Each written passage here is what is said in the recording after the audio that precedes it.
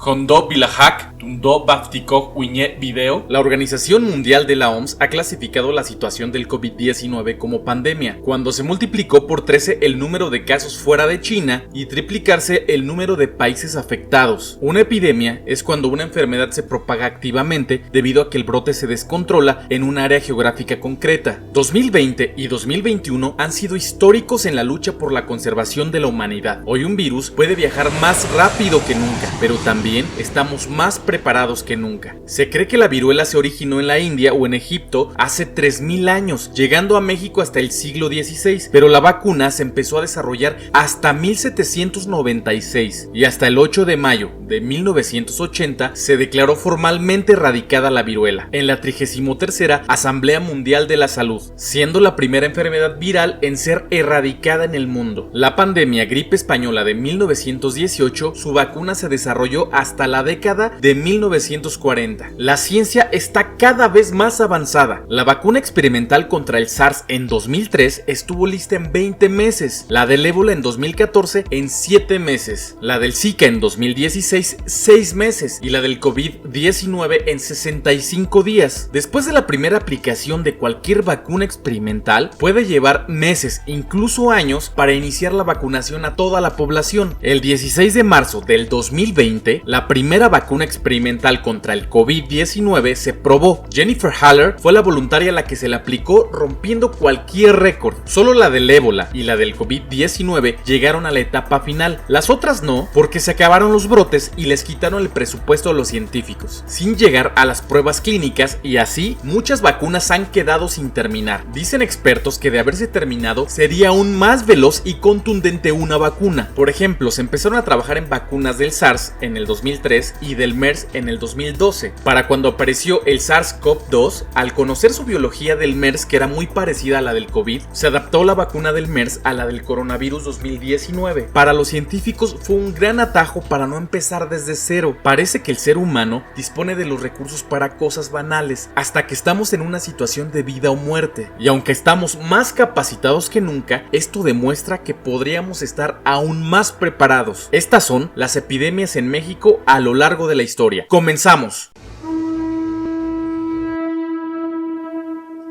Está comprobado que antes de la llegada de los españoles, los mexicanos sufrieron epidemias. Carlos Juan Finlay, médico y científico cubano, descubrió datos de fiebre amarilla estudiando códices y tradiciones de las costas del Golfo. Entre las historias del pueblo mexica anteriores a la invasión, se encuentran relaciones de epidemias con elevada mortalidad. Se cree que a estas se debe la fundación y caída de Tolán, pues se fundó con la emigración hacia el sur del pueblo de Huehuetlapalan durante el siglo VI, llegando a Tulancingo, y años después se encaminaron a Tolán Xicocotitlán, fundando la ciudad de la esplendorosa metrópoli de Tula Hidalgo. En el siglo XII, otra epidemia arrasó con el 90% de la población en Tula Hidalgo. Se estima que esa fue una de las razones de la caída de Tolán. Otra epidemia que puso a prueba a nuestros antepasados es el catarro pestilencial, que floreció en 1450, cuando se registraron heladas que enfermaron a la población. Pudo tratarse de algún tipo de influenza que periódicamente se manifestó con un carácter epidémico de alta mortalidad.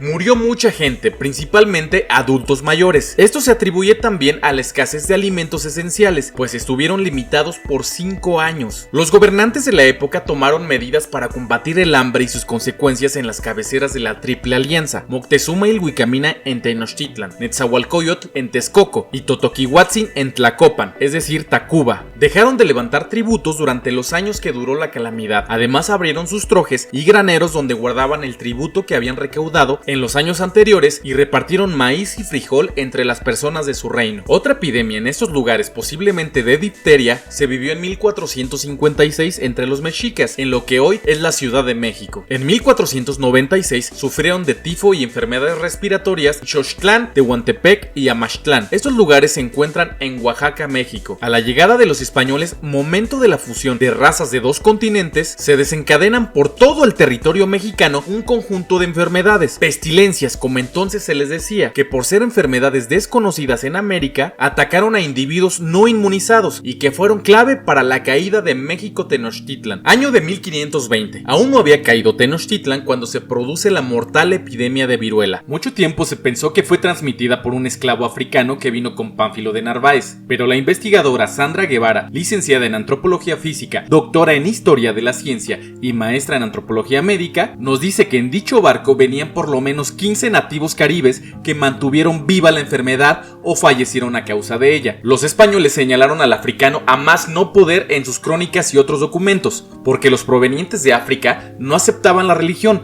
así que crearon una visión distinta a ellos. Además, por su piel oscura, el cual según ellos denotaba una carga demoníaca, se encargaron de estigmatizar a este sector como causante de males graves, y que según Bernal Díaz del Castillo fue la causa de que se pegase e hinchase toda la tierra de ellas, de lo cual hubo gran mortandad. La epidemia costó la vida de miles y miles de mexicanos, entre ellos Cuitláhuac, hermano de Moctezuma Xocoyotzin, quien habría sido el siguiente gobernante de Tenochtitlan. Los españoles identificaron rápidamente la enfermedad, muy conocida en Europa. Los mexicanos que la desconocían le asignaron el nombre de Huizahuatl, que quiere decir la gran sarna o la gran lepra, es decir, la viruela, que está relacionado con erupciones cutáneas. Con ella se inauguró la terrible sucesión de calamidades. Antes de la invasión española, el Anáhuac era salubre. Los pobladores tenían costumbres muy limpias y todo estaba muy organizado. Tenían drenajes y procesaban desechos orgánicos, un paraíso de la limpieza y el buen vivir. En 1531, 11 años después de la viruela, se produce un brote intenso de sarampión, y si bien la mortandad fue menor, no dejó por ello de producir grandes estragos. Los mexicanos denominaron esta nueva enfermedad Tepitonzáhuatl, que quiere decir pequeña sarna, para distinguirla de la viruela. Estas enfermedades seguían mermando el país, como señala el Códice Telleriano cuando dice: este año de 7 conejos y de 1538 murió mucha gente de viruelas. El resto de las epidemias no son tan fáciles de identificar. Varias fueron de Matlazáhuatl, nombre náhuatl para designar el tabardillo de los españoles, es decir, tifus. Pero de todas las epidemias del siglo XVI, las de mayor mortalidad fueron los cocolistles o cocolistli de los años 1545 y 1576. Cocolistli en náhuatl quiere decir plaga o enfermedad muy grave, incluso epidemia. Más en estos dos casos perdió su significación general para convertirse en un nombre específico de una enfermedad no identificada, pero similar en ambos casos. No era tifus, ni viruela, ni sarampión. Un médico cirujano español llamado Alonso López de Hinojosos dedica capítulos diferentes al tifus y al cocolistle. El cocolistli no tenía erupción cutánea, pero sí copiosas hemorragias nasales que eran sus síntomas predominantes. El cocolistli de 1545 quedó tanto en los libros de los españoles como en los códices. Sagún dice: el año de 1545 hubo una pestilencia grandísima y universal, donde en toda esta Nueva España murió la mayor parte de la gente que en ella había. Yo me hallé en el tiempo de esta pestilencia en la Ciudad de México, en la parte de Tlatilulco, y enterré más de 10,000 cuerpos, y al cabo de la pestilencia dióme a mí la enfermedad y estuve muy mal al cabo. De esta epidemia casi no quedaron referencias médicas y según los cálculos fallecieron más de 80,000 enfermos, en su mayoría mexicanos. Más grave y mejor conocida es la terrible epidemia que asoló a México desde 1576 hasta principios de 1578. Los relatos de Sagún, Mendieta y otros cronistas religiosos, así como las cartas del virrey y del arzobispo, nos han dejado datos suficientes para asentar los terribles estragos causados por la enfermedad. Todas las manifestaciones culturales y económicas de la época se resintieron del daño y el cuerpo médico se encontró ante un grave problema que hubo de afrontar y resolver por sí mismo. Francisco Hernández, otro médico español, ocupaba entonces el cargo de protomédico de todas las Indias y a su autoridad quedaron supeditadas todas las actividades de la Nueva España. Él fue el que dio la descripción científica de la enfermedad en que se relatan sus síntomas, hallazgos necrópsicos y tratamientos empleados. Sin embargo, quien documentó de manera más amplia esta epidemia fue López de Hinojosos, quien cuenta cómo luchó él mismo contra la epidemia. Ayudó en las autopsias al doctor Francisco Hernández y relata las medidas tomadas por el virrey y el arzobispo para contener la plaga. Sin embargo, la enfermedad se extendió a todo el país, calculándose en más de 2 millones el número de muertos. Sahagún, que en la primera epidemia cuenta haber enterrado 10,000 cadáveres, en esta segunda vuelve a referirse al colegio de Tlatelolco donde él habitaba y nos dice que quedó desierto. No está ya nadie en él.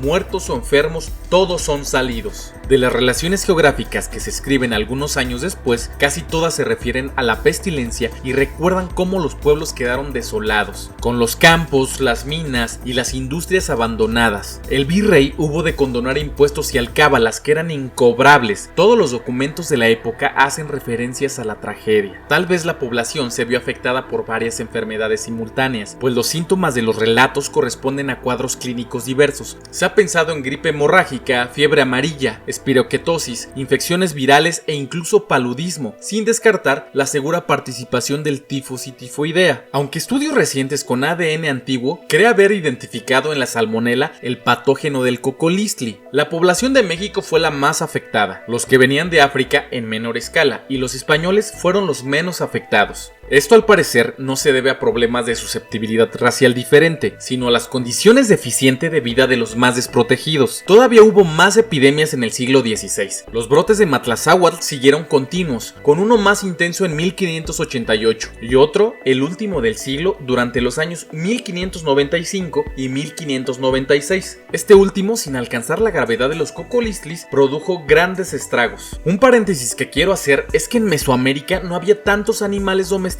como en Europa, por lo que la posibilidad de transmisión de virus que saltan de animales a humanos era escaso. La industria de los animales maximiza el riesgo que los virus de animales se mezclen, muten y brinquen a los humanos. Regular esto prevendría los brotes de hoy en día, pues estaría combatiendo el origen. En la época colonial se registraron 14 epidemias. El siglo XIX se le llamó el siglo del cólera. México padeció muchas epidemias de esta enfermedad. Ya como un México independiente, la de 1833 fue particularmente nefasta. En la primera mitad del siglo fueron muy severas las epidemias de tifo, influenza, fiebre amarilla y paludismo. Las consecuencias de las epidemias eran tan graves que en 1832 el gobierno decidió absorber los gastos que éstas causaron. En 1915 una epidemia de tifo azotó la Ciudad de México. Tuvo un aumento importante en los primeros meses de 1916, principalmente en los cuarteles militares, prisiones, escuelas y domicilios particulares debido a la falta de higiene. Las colonias con mayor índice de contagios fueron Tepito, La Merced, Peralvillo y Portales. Para inicios de octubre se registraron múltiples casos de tifo en la capital, sumando más de 10,000 contagios y alrededor de 1,000 muertos ante la proximidad del invierno, estación del año más propensa al contagio. En 1918 la pandemia de influenza llamada gripe española ocasionó 50 millones de muertos en el mundo y en México hubo 500,000 de muertos. En ese tiempo se daba quinina a los pacientes, comúnmente usado para combatir la malaria, para disminuir la fiebre, y en las calles se esparcía querolina, una mezcla de jabón con lejía, y al igual que ahora se tomaron medidas de aislamiento. En el siglo XX se registraron 28 epidemias, de las cuales más de la mitad de procedencia viral. Viruela, fiebre amarilla, sarampión e influenza fueron las más comunes.